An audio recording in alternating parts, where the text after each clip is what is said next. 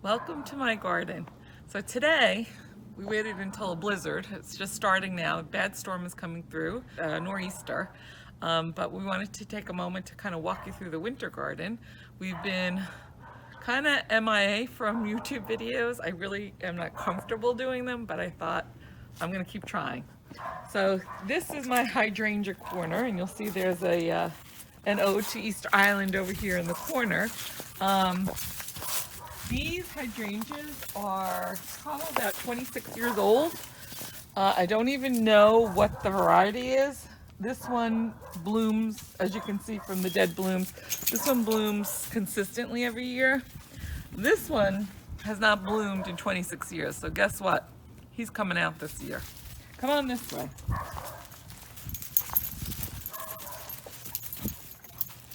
Now, keep in mind, I've done no fall cleanup this year.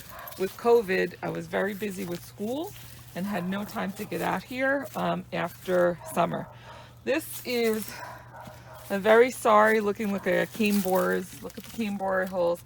This is a very sorry David Austin Rose. It's about 26 years old. I think it's seen its end of life, and I think he's coming out this year as well.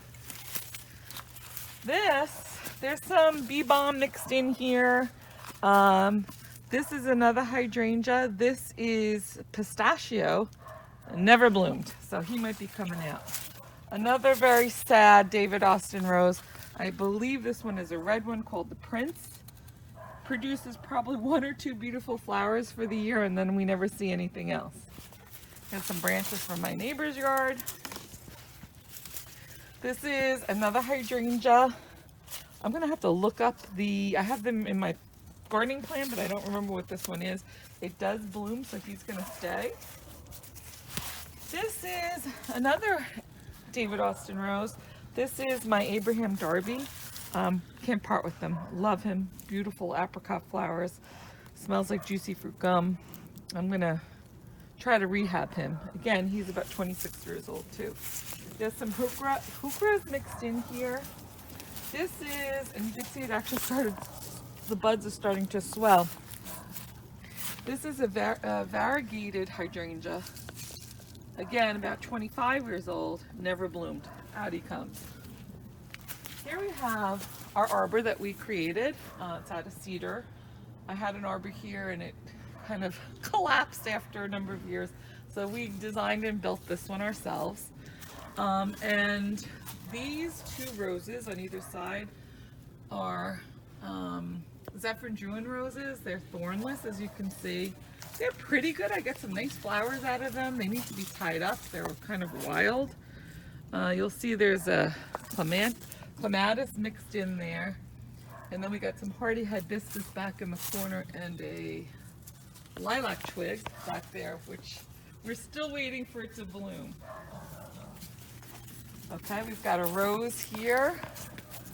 Looking pretty good, needs a good pruning. A clematis coming up to that trellis. And then through here we have some daylilies. Really not loving daylilies, but I use them as fillers until I figure out what I want to put. This area is a really tough spot because we're lower than our neighbors and the water comes through and it gets very soggy. So I need to find plants that really like the wet. This rose has held out though, believe it or not. This is, I believe, one of our knockout roses, and it's still holding on, not looking very healthy. But even the lavender, because I have it kind of on the hill, he kind of made it through the year. And here I have some daffodils planted that hopefully will come out in the spring. Here we have a butterfly bush, which I fell in love with. It's got a nice magenta flower. Again, I have to look up all the varieties. I have all the cards inside. We planted him in the ground. He really struggled. So we raised him up a little bit, made with rocks. We made kind of like a little raised bed. And he started taking off at the very end of the summer. He looks like he's doing okay. More daylilies. We've got a peony here. We've got some salvia, some clematis climbing up. This is this shrub. This is a strawberry vanilla paniculata hydrangea. Their flowers are beautiful, but this thing flops all over the place. So I'm gonna cut it back into an inch of its life, see if it survives. If not, I don't know if I can keep this guy. He's wild. I think I also have to probably make my beds a little bigger at some point in the future. Let's see, I think that's an aster mixed in there, I think. We've got another, this is little lime hydrangea here. We've got an Easter bonnet rose there. It's like a pale yellow with streaks of pink, very pretty. This was a type of butterfly weed. It's a pink one, very pretty, made some nice flowers. I might give up this space though for some dahlias this year. I have so many that are on order. We had another butterfly weed here, some lavender, some echinacea, another knockout rose covered in black spot. I'm done with these roses. I think it's time to get some new varieties, maybe more healthy versions of roses. We've got a coreopsis here. This is a cream caramel coreopsis. We've got a little pugster butterfly bush here. And this rose is, oh my goodness, it's a David Austin. Oh, it's a beautiful apricot colored rose. I'll have to look up the name of that one too. We've got another little lime, another knockout, another strawberry vanilla, another knockout. Actually, this might be the little lime, and I think that other one over there is quick fire. Okay, back in this area, we have in this mess back here is black-eyed rudbeckia, black-eyed Susan perennial. We've got a Victoria Falls iris, which needs tremendous dividing. I've got to dig that all out and divide that up. This rose is one of my favorites. It's in terrible shape. Again, 25 years old. This is an Eden rose, or Pierre de Ronsard is the other name for it. And then we have the President clematis growing behind it. There's a salvia here. Oh, I don't know if this is gonna make it. Oh no, it's firm. Might be frozen. That is an Edith Wolford bearded iris. I don't remember what this is. It looks like a teeny little daisy. Lavender, lavender. These are just some annuals. This was a hibiscus with some annuals. This is another hydrangea that does really well. It stays very small, and it definitely blooms nice pink flowers with an underlying green color. It's one of the city, I can't remember which city it is. I don't know if it's Paris or it's one of the city hydrangeas. Again, have to look it up. Now we come to the fun stuff. This is where we're going to be doing a lot of our work this summer. This is all going to be coming out. This was kind of created as a nursery bed. This is one of those novice gardener mistakes. I bought tons of daylilies on sale from an online retailer, and I bought way too many.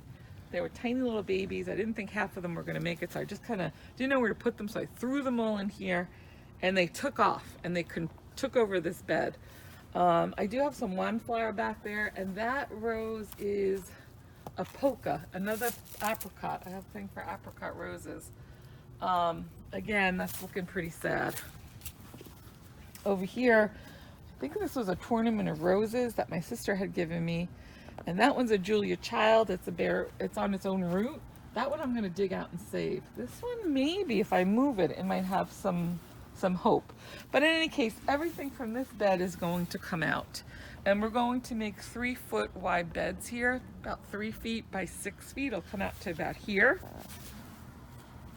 and then these are going to be part of my flower cutting garden. Over here, we're going to be putting 3 raised beds, 3 by 6 raised beds. One will be for dahlias. The other 2 are going to be for vegetables, tomatoes, lettuce, beans, whatever I can squeeze in. I'm going to be doing square foot gardening, so it's intensive gardening in a small space.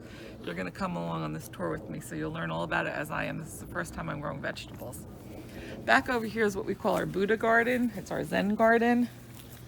That's another one of those lovely strawberry vanilla hydrangeas that has overtaken the spot. There's an azalea there, a hardy hibiscus, some clematis climbing up that trellis. And then I'll look at my mess in the corner over here against the house. That's some of our supplies ready for the raised beds. This is another hydrangea. Don't remember the name, but it does well here. It gets water coming out from our sump pump, and I never have to water, it just constantly gets water. So that's the winter garden in a nutshell. We got a lot of work to do back here. We'll be revisiting it again in the spring, and you'll get to see how some of these things do come to life. They're really quite beautiful, but it's time to do a little bit of renovation. This year we're going to focus on the raised beds and the cut flower garden, and then as time permits I'll be going into the beds, dividing, pulling out, shovel pruning what's no longer looking good, and then I'll start replacing with new plants. So thanks for joining me on this journey. And stay tuned. There's a lot more to come.